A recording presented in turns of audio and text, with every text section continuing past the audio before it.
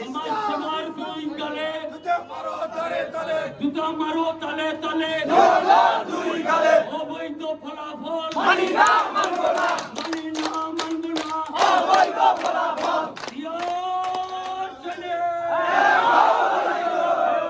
লড়াই করো সংগ্রামী সাথী ভাইরা।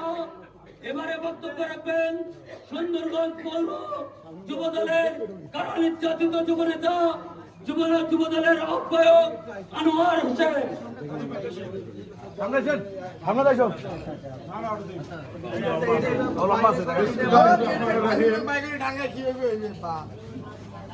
আজকে আমার সামনে উপস্থিত বিএনপি যুবদল ছাত্রদল ও বিভিন্ন অঙ্গ সংগঠনের নেতৃবৃন্দ ও আপামর জনতার সাধারণ জনতা সকলের প্রতি রইল আমার ব্যক্তিগত পক্ষ থেকে সালাম। আসসালামু আলাইকুম।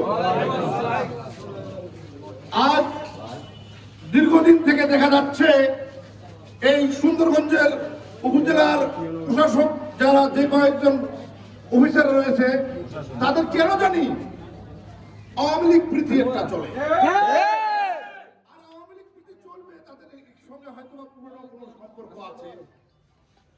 এই যে নতুন করে যে নিয়োগ হলো তারেক রহমানের পাইলট প্রোগ্রাম, এই প্রোগ্রাম ব্যর্থ হবে না, তারেক রহমান ব্যর্থ হবে, এই প্রোগ্রাম ব্যর্থ হবে, বাংলাদেশ ব্যর্থ হবে। তাই আমরা কোনোভাবেই এটা সহ্য করে নেব না।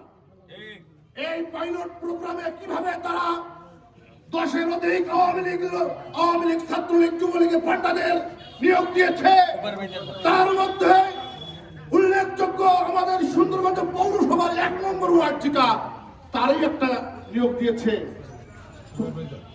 সেটা আওয়ামী লীগের সেই রকম ভাইটাল একজন নেতা যে কলামিস্ট, আওয়ামী লীগের লেখা ঠিক আছে। ইউনূস সাহেব আপনার আওয়ামী লীগের সাথে প্রেম আছে, আপনার সাথে সংসারটার সঙ্গে আপনি নিজে একজন ছাত্রলীগের নেত্রী, ছাত্রলীগের নেতা। ময়মনসিংহ ইউনিভার্সিটিতে আপনার স্বামী একজন ভাইটাল ছাত্রলীগের নেতা ছিল, ক্যাডার ছিল জানি, কিন্তু নতুন করে জামাতের সাথে কিভাবে পরকীয়া শুরু করলে? এখানে আবার অনেকগুলো জামাতের নেতৃবৃন্দকে কিভাবে দিলেন আপনারা? জামাতের তো অনেকগুলো, তারা তো চাইছে না ফ্যামিলি কার্ড, তারা তো বলতেছে ফ্যামিলি কার্ড ফাইজলামি কার্ড, আবার তাদেরকে কিভাবে আপনি দিলেন? তার মানে তাদের সঙ্গে আপনাদের নতুন করে সম্পর্ক গড়ে উঠেছে। আর যদি আওয়ামী লীগ জাতীয় জামাত জাতীয় পার্টির সঙ্গে আপনার সম্পর্ক থাকতে চায়, তাহলে আপনি সুন্দরগঞ্জ থেকে সুন্দরভাবে বিদায় হয়ে যান। চাই না আপনাকে জোর জুলুম করে বিদায় করে দিতে। তাই আপনি এই নিয়োগ বাতিল করে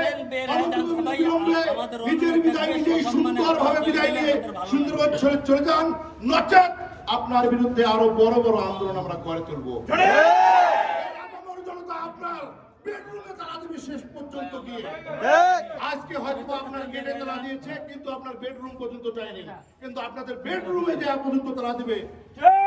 তাই যতদূর না গিয়ে আপনারা ভালোই ভালোই এই নিয়োগ বাতিল করে নিজের সহায় অবস্থান থেকে এখান থেকে বদলে নিয়ে চলে যান, এই আহ্বান ব্যক্ত রেখে এবং সকলকেই এই ফ্যাসিস্ট আন্দোলন শেষ না হওয়া পর্যন্ত সবাইকে মাঠে থাকার উদ্যোগ আহ্বান রেখে আমি আমার বক্তব্য শেষ করতেছি। আসসালামু আলাইকুম।